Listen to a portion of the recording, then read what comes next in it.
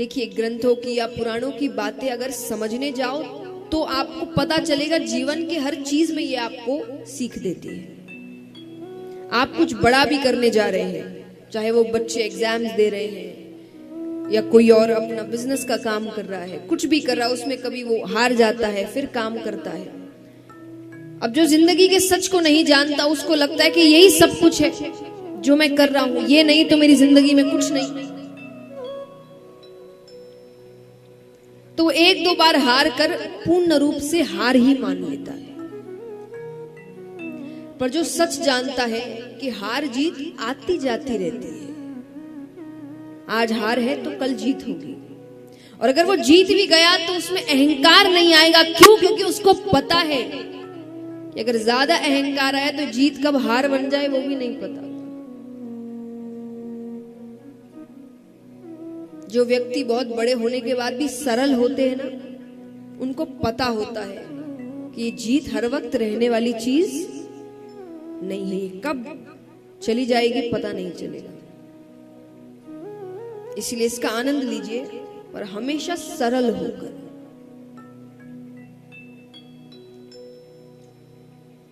एक रूप भगवान का बताया गया, आनंद। आनंद को हम बाहर खोजने की कोशिश करते हैं, यहां चले जाएंगे तो बड़ा आनंद आ जाएगा, ये कर लेंगे तो बड़ा आनंद आ जाएगा, यहां घूम आएंगे तो बड़ा आनंद आ जाएगा, ये देख लेंगे बड़ा आनंद आ जाएगा। पर वो कुछ देर के आनंद होते हैं। सच्चा आनंद वो है कि जब आपको खुश रहने के लिए किसी की जरूरत नहीं है। और हमें तो खुशी छोड़िए, हर एक भाव के लिए किसी की जरूरत है कि नहीं? हम दुखी होते हैं दूसरों की वजह से, हम खुश होते हैं दूसरों की वजह से, हम गुस्से में आते हैं दूसरे की वजह से। किसी ने दो चार बात सुना दी, हमें गुस्सा आ गया। किसी ने कह दिया आज बड़े अच्छे लग रहे हो, थोड़ी तारीफ कर दी, हम बड़े खुश हो गए। किसी ने थोड़ी बुराई कर दी, आज अच्छे नहीं लग रहे, हम दुखी हो गए।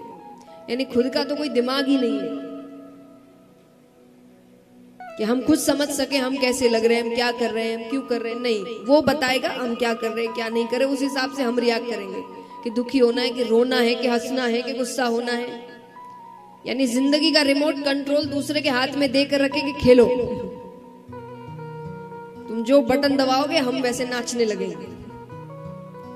है कि नहीं सच्ची बात? यही करके रखे। कोई और नचा रहा है हमें, कोई कुछ भी कह दे और आप क्रोधित हो जाए, ये कोई जिंदगी है?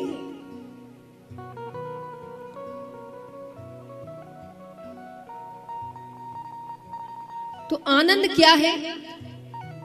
जो व्यक्ति सच में भगवान को समझने की कोशिश करता है, भगवान की भक्ति में जाने की कोशिश करता है ना, उसको फिर बाहर की किसी बात से कोई फर्क नहीं पड़ता।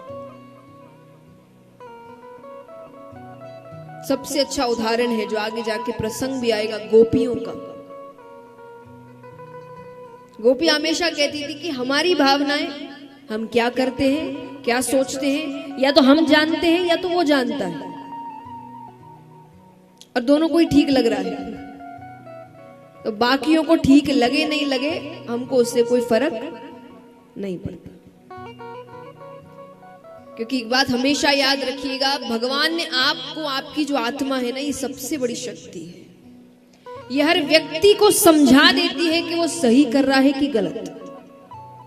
एक जो अंदर से आवाज आती है, हर किसी को आती है, हर काम करते हुए, खास करके जब कुछ गलत कर रहे हो, वो एक अंदर से एक अलग ही डर होता है। आत्मा की आवाज होती है गलत है,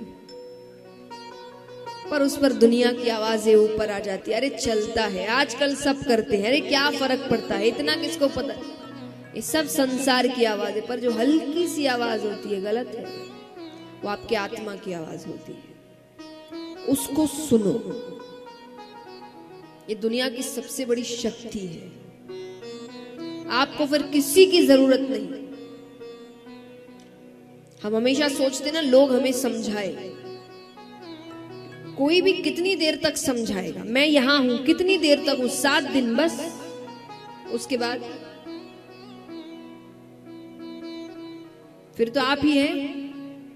आपको ही खुद को समझाना है, खुद की जिंदगी जीना है। तो कोई भी आपके जीवन में कितने समय तक आएगा कुछ समझाने? कुछ दिन, कुछ महीने, उससे ज्यादा नहीं। बाकी जीना आपको ही है, काम करना आपको ही है। उस शक्ति को पहचान। हम अपने आप को बड़ा कमजोर समझते हैं, हमसे शक्तिशाली और कोई नहीं है।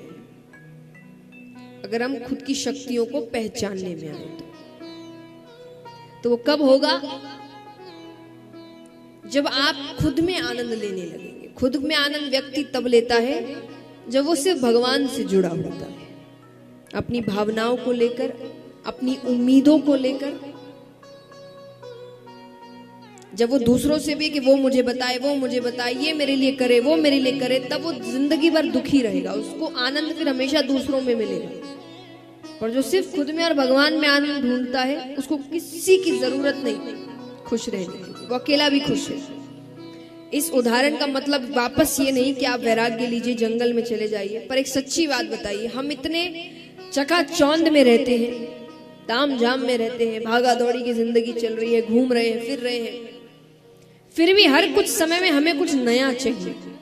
बोर हो गए, बड़ी जल्दी बोर होते हैं। पर वही जंगलों में रहने वाले जो तपस्या कर रहे हैं, सालों साल वहीं रहते हैं, वो बोर नहीं होते, वो खुश है। आप उनके बाद उनको किसी की जरूरत नहीं।